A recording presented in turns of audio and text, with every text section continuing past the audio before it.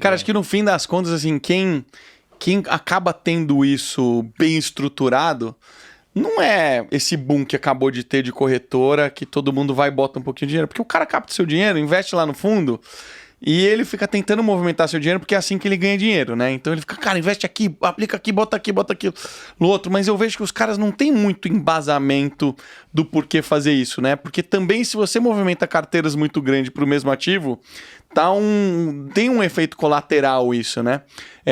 Mas quando você entra num mundo onde você trabalhou, que, cara, é de gerenciar famílias, né, cara? Pô, você dá uma atenção muito mais profunda, né? Sobre os objetivos, para onde tem que ir. Isso deve ser um trabalho muito legal de se fazer, né? Isso é muito legal. Agora, um parênteses nisso que você falou, é muito curioso, e aí, né, pegando essa experiência de gerenciar patrimônio de famílias, como as pessoas, muitas vezes, elas esperam que você fique mexendo também. Então, eu lembro em alguns momentos, o cliente falou assim, mas a gente vai fazer nada agora? Tá mexendo? Eu falei, não, o que a gente tem que fazer agora é sentar em cima da mão para não fazer cagada, assim, literalmente, né? Não literalmente, mas... então, assim, a disciplina de muitas vezes você entender que você desenhou aquela estratégia, aquela alocação, e que não é porque saiu alguma coisa que você tem que sair correndo, em geral você vai tomar a decisão errada, muitas vezes no calor da emoção. Mas às vezes o cliente te cobra, falou, pô, mas... Estamos parados aí. Você não tá trabalhando, né? Você tá fazendo o que aí, né? E aí você tá lendo, você tá estudando, você tá vendo o que vai vir pela frente. Mas assim, grandes movimentos, especialmente de curto prazo, não é por aí. E aí entra muito... Eu lembro que quando eu comecei a ir para esse mundo de gestão de patrimônio, eu tava um pouquinho cansado ali, né? Eu fiquei 7 anos...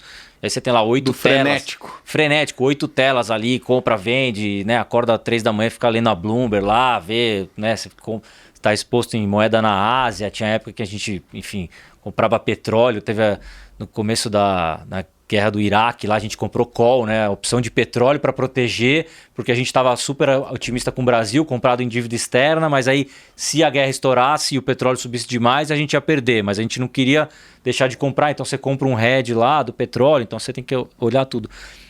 Aí depois desses 7 anos eu estava um pouco cansado de olhar só para a tela, eu gosto de ver gente também e tal.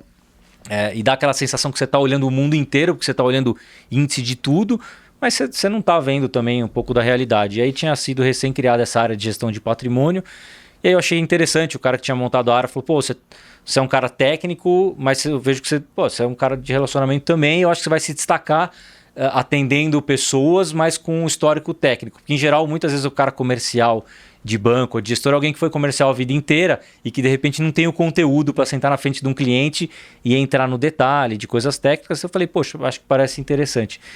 E aí, né, eu dei essa volta porque eu estava lembrando que você tem as duas coisas, né? Você tem, quando você vai fazer um portfólio, você tem a capacidade de tomar risco e você tem a propensão a tomar risco.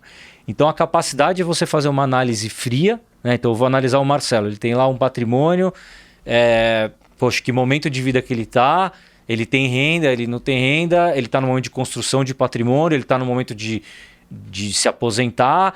Então, poxa, dito isso, a gente deveria dividir o portfólio em X% de ações, X disso aqui. E aí você vai fazer uma avaliação que você vai falar, bom, se tiver uma crise e a bolsa cair tantos por cento, isso que acontecer com o patrimônio dele não prejudica o dia a dia, não prejudica a aposentadoria. Então, é uma análise mais fria do momento, do ciclo de vida e tudo mais. E a outra é a propensão. A propensão, eu falo que é o estômago, né?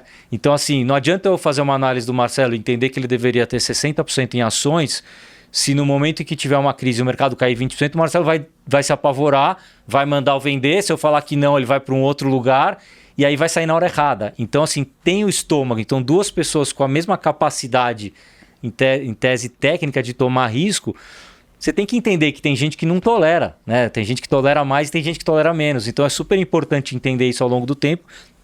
E, em geral, as pessoas acham que tolera mais, né? Porque quando está subindo, todo mundo é tomador de risco. Eu lembro da crise de 2008, ali, que eu estava trabalhando no mercado há 6 anos.